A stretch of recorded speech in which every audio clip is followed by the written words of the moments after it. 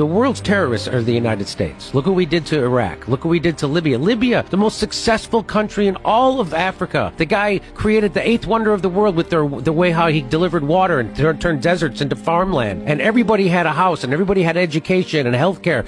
And we turned it into a failed state run by terrorists with open slave markets. Who did that? Barack Obama and Hillary Clinton did that. And they'll never have to pay a price for that. Barack Obama, the most he'll do is go, nope, that was a mistake. Why did they get rid of Gaddafi? Because he was going to start a currency of Africa just for that was going to compete with the U.S. dollar and the euro. And they can't have that because the way the United States controls the world is because the United States dollar is the reserve currency of the world. So that's why they can put sanctions on all these countries. And so what they're doing, which they shouldn't do, they're weaponizing the U.S. dollar. And so like when countries want to trade with each other, they have to go take their currency, change it into U.S. dollars so they can trade. And a lot of it was based on the petrodollar, which, by the way, Saudi Arabia just quit. They didn't renew it. So, and all of a sudden, CBS News is starting to do news stories about how Saudi Arabia was involved in 9/11. All of a sudden, 24 years later, all of a sudden, oh, you know what? Turns out there was something happened with it. You mean 2 weeks after they decided to not renew the fucking petrodollar? Now CBS News is allowed to talk about that and investigate it, which when I talked about it got demonetized. So that's why, because Gaddafi was doing that. He was going to set up a currency for all of Africa, and it was going to be